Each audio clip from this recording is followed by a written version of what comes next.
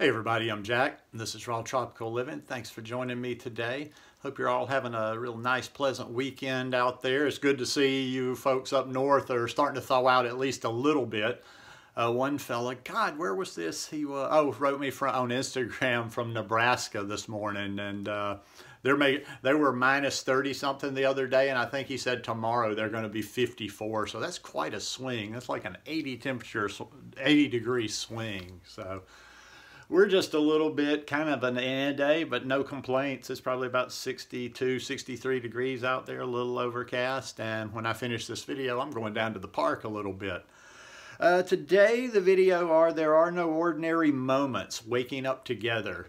Guys, I do videos every day, so if you haven't already done it so far, please go down and hit that subscribe button, then click on the little bell and check send notifications so you'll stay subscribed to the channel, and make sure you check that on all your channels, because I'm telling you, once again, I was checking some analytics yesterday, and yeah, I just bleeding subs. But anyhow, there are no ordinary moments. That's an interesting title right there. That's actually a phrase I've heard from somebody else, Dan Millman, from Way of the Peaceful Warrior. In fact, one of his books might even be There Are No Ordinary Moments. But I've always liked that thought. Because there really isn't.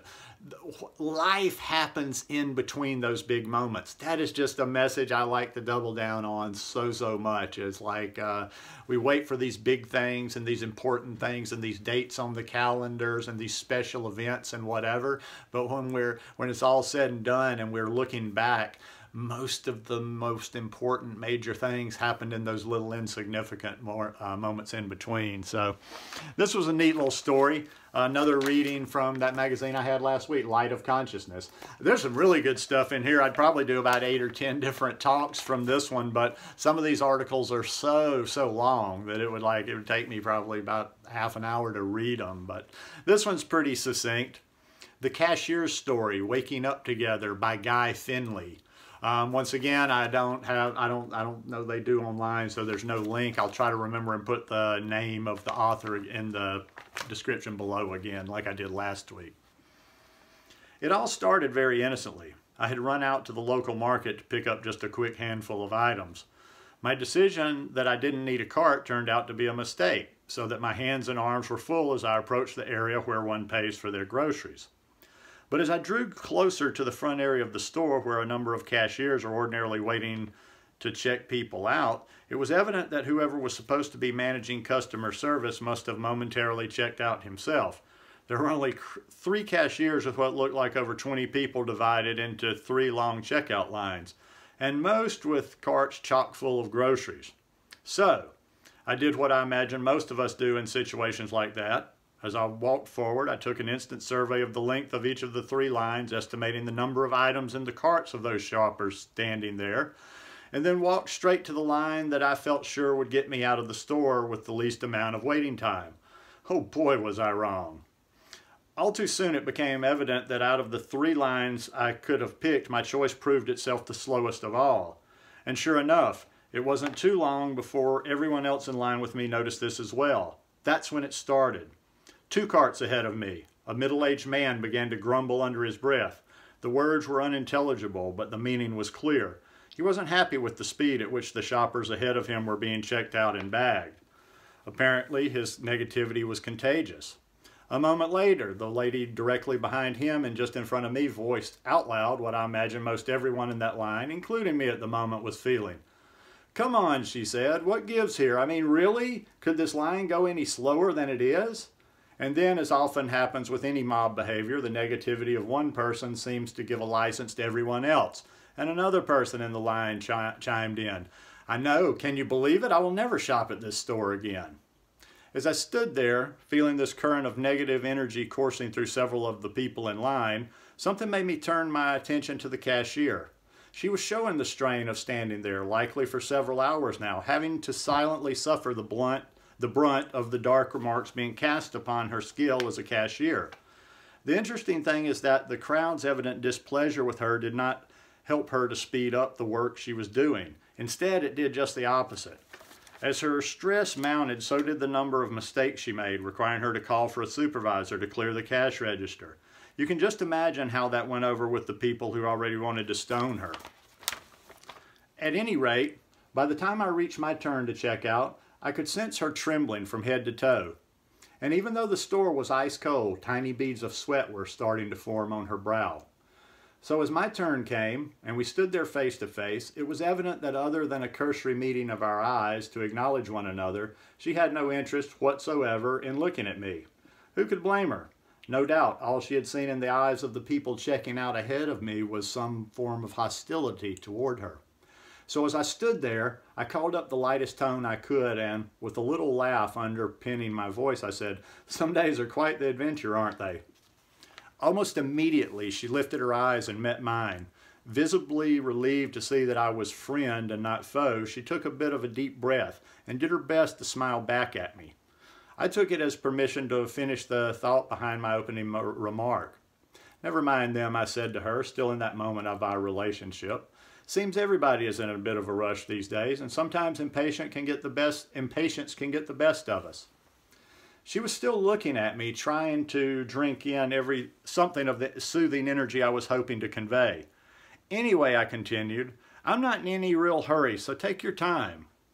Then came the lesson, a special gift I never could have imagined in 1,000 years. My hope here, in fact, the whole reason for writing this closing section of the book, apparently this is an excerpt from a book, is that by sharing it with you, you might be enriched too, and then go to share a measure of it with all those you love. She smiled a real smile at me and said, "Thank you so much for your patience. I'm doing the best I can, but I'm a new cashier at this store, and I'm still in training." I laughed and said, "Well, aren't we all?" She got it instantly, and in that moment of our shared understanding, two complete strangers became new friends. Not only that, but as I walked out of the store, grocery bag in hand, I uttered a silent thanks to the stars above me. Something remarkable had happened. Unlike the unhappy shoppers standing there, regretting their misfortune for having to wait in that long line, I left full of gratitude for the whole experience. In other words, when it comes to love, we are all, and always will be, in training. I can relate to that so much, only it didn't really get me down. I had a lot of people that brought me back from the edge back when I was in my bartending days. Now, I wouldn't get all sad-faced and hang-dogged when people were giving me shit behind my bar at my tables. They didn't quite know who they were dealing with because I was never that subservient, going to stand there and take it. I mean, there was a couple of times people came close to situations where I was just about to, tell them what's what. But what always kind of got me out of that was, and it happened without fail, maybe it was an angel or something that sat at my bar, but almost every time that it was getting to that situation where it was about to explode and I just was going to flip, somebody would sit at my bar. And they would have that very calming effect. They weren't in any hurry. They were very polite. They spoke to me as if I was a human being. They actually kind of brought me down from the ledge a little bit. And I've always appreciated that. And I try my best to carry that forward. Now, I'll tell you, if you watch my Instagram stories, you'll see me bitch and moan about Walmart from time to time. And, well, it is what it is. And a lot of stores are, when it comes to certain little problems. But in our particular town, it's like there's never enough cashiers. And while that annoys the living hell out of me, and I probably have grumbled a few times, I never take it out on the working people. I'm always on the side of the working people because I've been the working people. Now, I don't care about a manager. Managers they've already chosen to step up into that rarefied air, and I have my own opinions about managers. I'm like, I don't have any use for anybody on a job site or around a job that's not doing anything, that's just telling people what to do.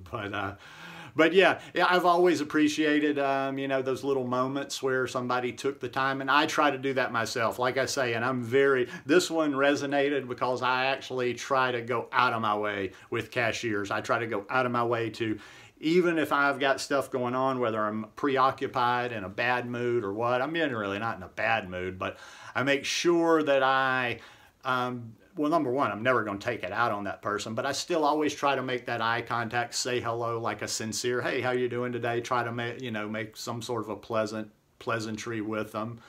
And yeah, so I've just always, that segment of the workforce of society, I've always kind of had a thing for, and I've come, you know, I'd like tried to help as much as possible. But things like that, those are little moments. And even though that was just a cashier he encountered at the grocery store, you know, that's one of those moments. That's one of those moments that he'll remember. It was powerful enough to add a section to his book, or a story, or a finish. So anyhow, just something nice and light I wanted to share with you today. Hope you guys enjoyed it. If you like it, please give me a thumbs up, and we'll see you tomorrow. Peace.